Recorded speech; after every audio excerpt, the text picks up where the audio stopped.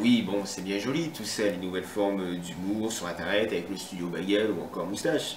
Mais il faut savoir que cette forme d'humour s'est développée dans sa manière la plus basique. On a tous connu par exemple l'émission Vidéo Gag où des anonymes envoyaient des vidéos de leurs proches ou d'autres membres de leur famille et on les voyait sur ces vidéos qui se blessaient ou encore qui trébuchaient dans une situation totalement improbable. Ce genre de vidéo, qui était baptisé sur internet faille, va se développer et la gratuité d'internet va entraîner la disparition de ce genre d'émissions, comme par exemple Vidéo Gag. On ne retrouvera ce type d'émission que par exemple lors de bêtisiers de fin d'année ou encore lors des périodes estivales des grandes vacances.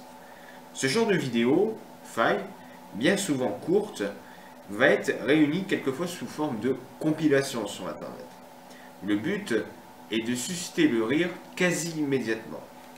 Le comique visuel surpasse alors le comique de mots ou les simples blagues carambars. Cette manière de faire de l'humour va se développer d'une nouvelle façon, que ce soit à la télévision ou encore sur internet. Les nouvelles formes d'humour courtes vont émerger sur internet et plus précisément sur les réseaux sociaux. Des vidéos d'une dizaine de secondes vont commencer à être publiées sur Facebook.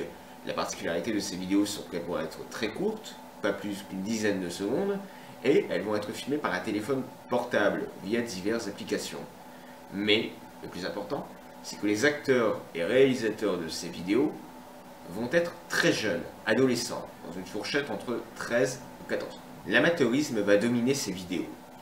La communauté Internet va souvent reprocher à ces nouveaux acteurs, réalisateurs leur manque d'originalité et surtout de copier le style de d'autres gros youtubeurs ou encore vidéomakers comme Norman, Cyprien ou encore Hugo tout seul. Toutefois, ces vidéos rencontrent un certain succès. Et il faut reconnaître que certains gros youtubeurs vont même utiliser cette nouvelle manière de faire de l'humour sur internet et sur les réseaux sociaux pour annoncer par exemple la sortie d'une nouvelle vidéo ou pour tout simplement publier un petit sketch de 10, 20, 30 secondes où ils sont mis en avant mais sur un laps de temps très court. Mais il faut savoir que l'humour court ou encore la shortcom s'est développé dans un autre univers autre que celui d'internet ou encore de la télévision. Je vais bien sûr parler de la radio. Alors quand je veux dire que l'humour court a envahi la radio, je ne veux bien sûr pas parler de ça. Ouais, Christine, ouais, je suis tout à fait d'accord avec toi, ouais. Ouais, on te ramène au standard et puis on te donnera un autocollant MOOC radio. On va quand même se dire une petite blague. Est-ce que vous connaissez la différence entre un pull vert et une moule? Dans le cadre de la radio, je veux bien sûr parler toujours d'une manière courte de faire de l'humour, mais qui sera développée dans une thématique tout autre, ou encore dans une émission plus vaste, avec une thématique beaucoup plus générale. Plus les années passent, plus on voit que les pastilles humoristiques ou encore les chroniques occupent une place de plus en plus importante au sein de notre bande FM, ainsi que dans les stations radio. La chronique humoristique va se définir en plusieurs points. D'abord, un chroniqueur, qu'il soit régulier ou non, ou qu'il soit fidèle à une émission, ou que ce soit un animateur volant, qui officie dans différentes émissions au sein d'une station. Ensuite, un chroniqueur peut intervenir au sein d'une émission régulière ou même qui est totalement réservée à la chronique humoristique ainsi qu'à la déconne. Dans les années 2000, il y a eu de nombreuses émissions qui étaient consacrées aux chroniques humoristiques. Nous pouvons citer par exemple Le Fou du Roi sur France Inter, Faites entrer l'invité sur Europe 1 ou encore plus récemment On va tous y passer, toujours sur France Inter. Ces trois émissions que je vous ai citées, comme il y en a tant d'autres sur la bande FM, se définissent par le fait qu'un invité se fait tirer le portrait par une équipe de chroniqueurs pendant toute l'émission.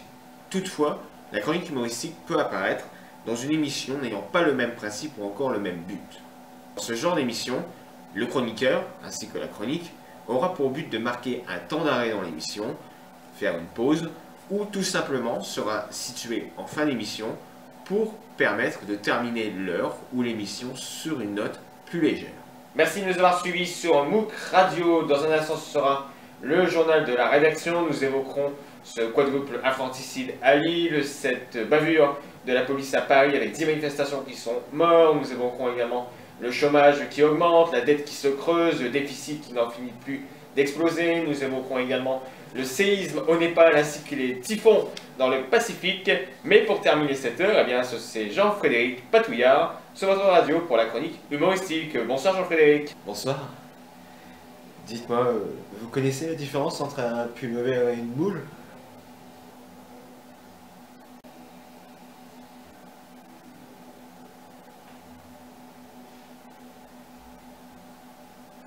On a parlé du court-circuit entre Internet et la télévision durant le dernier semestre, ainsi que dans ce MOOC-là, mais il existe exactement le même procédé entre la radio et Internet.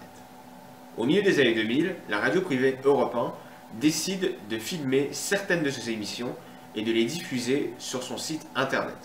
Les internautes ainsi que les auditeurs peuvent désormais voir la radio et potentiellement enfin voir certaines personnalités, dont les chroniqueurs humoristes. Pour toi, public. Les autres radios vont reprendre ce système de vidéo et cela va se propager à la quasi-totalité des radios nationales ainsi que dans certaines radios locales et associatives. Les chroniques humoristiques vont être enregistrées, archivées et diffusées sur des sites de partage de vidéos comme YouTube ou encore Dailymotion. Il faut être franc, aujourd'hui, les radios nationales et même les radios associatives et locales utilisent les réseaux sociaux pour se faire connaître d'une manière ou d'une autre. La vidéo reste un moyen très efficace.